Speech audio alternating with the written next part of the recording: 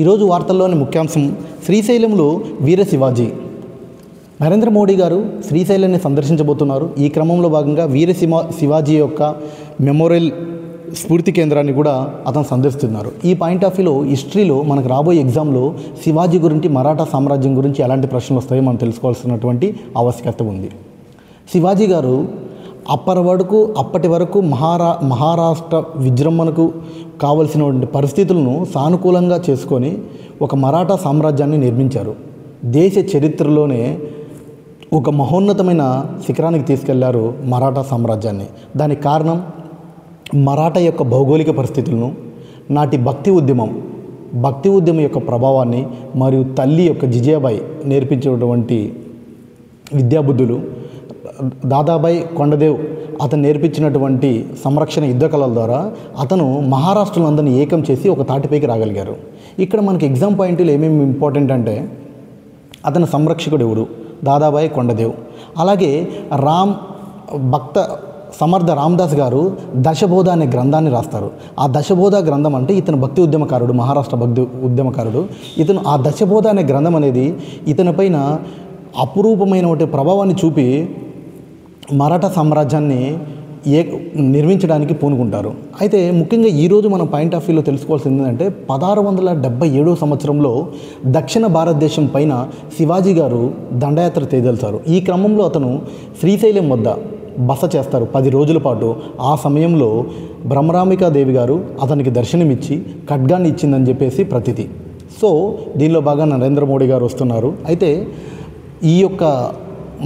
ఈ శివాజీ గారు స్వరాజ్ తన రాజ్యం ఏదైతే ఉందో అతని దగ్గర అష్టప్రధానులు అని ఉండేవారు. ఇతను పీష్వా అనే అతను అతి ముఖ్యుడు. అయితే శివాజీ గారు తన 1627 సంవత్సరంలో శివనేర దుర్గ అనే ప్రాంతంలో జన్మించారు. జన్మించిన తర్వాత తండ్రి షాంజీ భోస్లే అతను బీజాపూర్కు జాగిరిగా ఉండేవాడు. అతని యొక్క వారసత్వంలో భాగంగా అతనికి రాజ్యం వస్తుంది. అయితే 1646 సంవత్సరంలో తన తొలి దండయాత్ర తొరనా ప్రాంతం పైన తొలి దండయాత్ర చేస్తారు.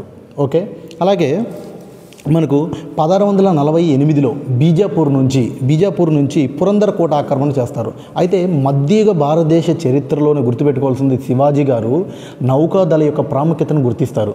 అప్పటికి మొఘల్ సామ్రాజ్యం కూడా ఈ నౌకాదళ యొక్క ప్రాముఖ్యత అనేది గుర్తించదు. ఓకే, అంతటి ముందు చూపు గలవారు మన శివాజీ గారు.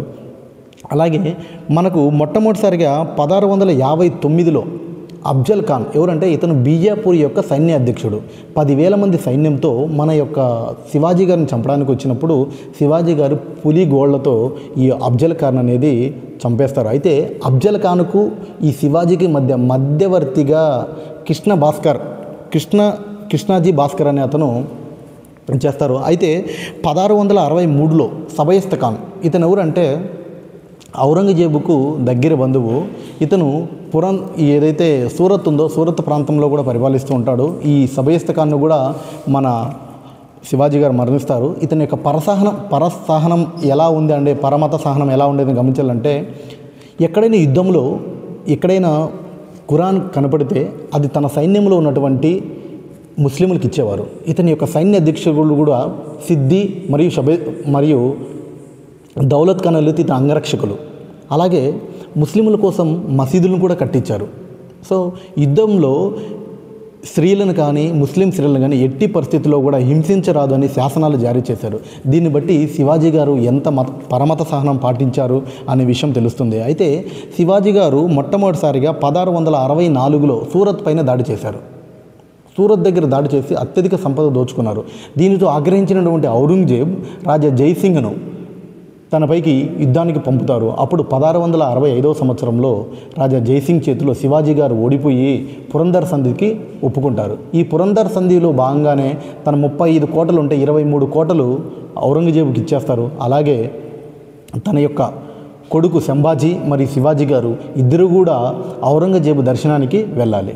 సో 1666 సంవత్సరంలో ఆగ్రాలో ఔరంగజేబును సందర్శించినప్పుడు అక్కడ ఔరంగజేబు శివాజీ గారిని అవమానపరిస్తే అక్కడే ఎదిరిస్తారు. వెంటనే హౌస్ అరెస్ట్ చేస్తారు శివాజీ గారిని. వెంటనే శివాజీ గారు ఔరంగజేబు యొక్క కూతురు సహాయంతో పూలబొట్టులో దాంకొని బయటపడి తర్వాత 1670 సంవత్సరంలో మరోసారి సూరత్ అనేది ఆక్రమిస్తారు. ఈ సూరత్ దోపిడీ తర్వాత అనేక సంపదలు దోచుకొని 1674 సంవత్సరంలో తొలిసారిగా ఛత్రపతి అనే పేరుతో సింహాసనాన్ని ఎక్కుతారు, తన పట్టాభిషేకాన్ని చేసుకుంటారు. అయితే 1680 సంవత్సరంలో శివాజీ గారు మరణించారు. అయితే శివాజీ గారు స్వర్దేశ్ముఖ్ మరియు చౌత్ అనే పన్నులు తన సరిహద్దు ప్రాంతాల్లో వేసేవారు. అలాగే ఇతను గెరిల్లా యుద్ధ ఫైర్లో యుద్ధంలో చాలా ఆరితేరిన వారంట.